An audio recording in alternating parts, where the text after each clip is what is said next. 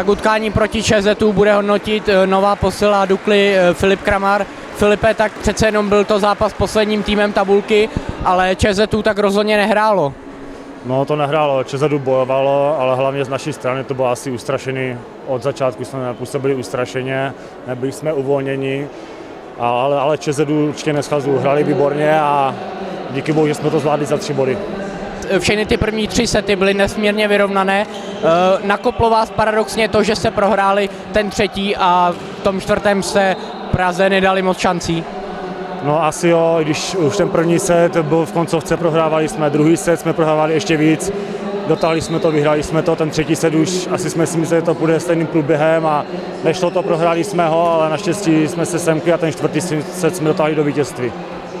Ty jsi dneska odehrál první svůj zápas v základní sestavě tady na Dukle, tak jak ti zatím sedí souhra s týmem a s nahrávačem Kubou Janouchem? Tak s Kubou je to v pohodě od prvního balónu, co jsem tady. Kuba je nejlepší nahrávač. Tam jde o to, aby já jsem si s ním popral, aby jsem si vybíhal ty balóny tak, jak bych měl a hlavně já musím hrát lépe a pak to bude v pohodě. Byla to pro tebe také zkušenost v domácí hale, tak jak hodnotíš zdejší halu a fanoušky? Jo, hala je super, znám, fanoušci jsou taky bezvadní, nemám tady nic, není co vytknout.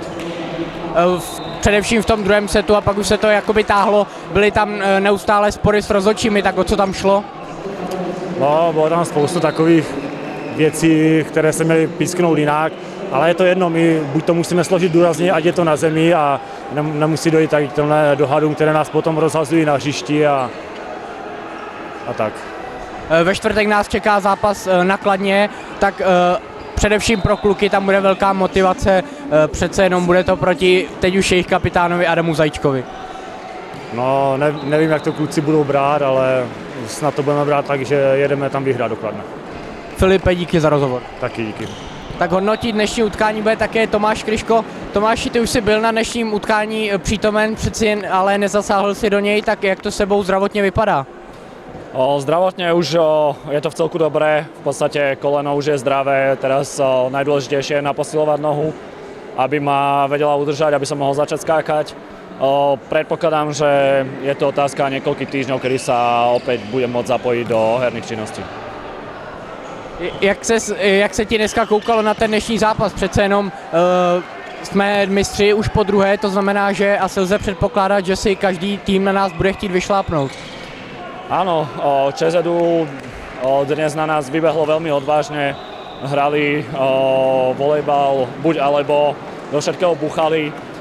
Myslím, že dnešný zápas bol dosť nervózny z oboch strán, bolo to o množstve chýb na oboch stranách, ale my sme si v niektorých dôležitých chvíľach zachovali chladnú hlavu a v dôležitých chvíľach, kedy sa naozaj lámal zápas, sme si to postrážili a závěrečný set jsme už dotáhli bez problémů do vítězného konce. Byly tam nějaké sporné momenty s rozhodčím, jak z vlastní zkušenosti, jak tohle může ten zápas ovlivnit, co se o ní v hlavě tomu hráči, může to, řekněme, nakopnout k tomu vyhecovat toho hráče? Myslím, že dnes to bylo spojené s tou celkovou nervozitou okolo zápasu. Samozrejme niektoré momenty, kedy sme mali problém otočiť loptu a na to nám rozhodca, povedzme, že z nášho pohľadu ukrivdil, tak samozrejme pre hráča to môže mať dva impulzy. Jeden impuls je ten, že sa zomkneme a budeme hrať ako keby aj voči tomu rozhodcovi ako 7. hráčovi supera a ten druhý, tá druhá vec, čo sa môže stať je, že to privedie tých hráčov trošku do útlumu, najmä keď sa nedarí, je to naozaj ťažké.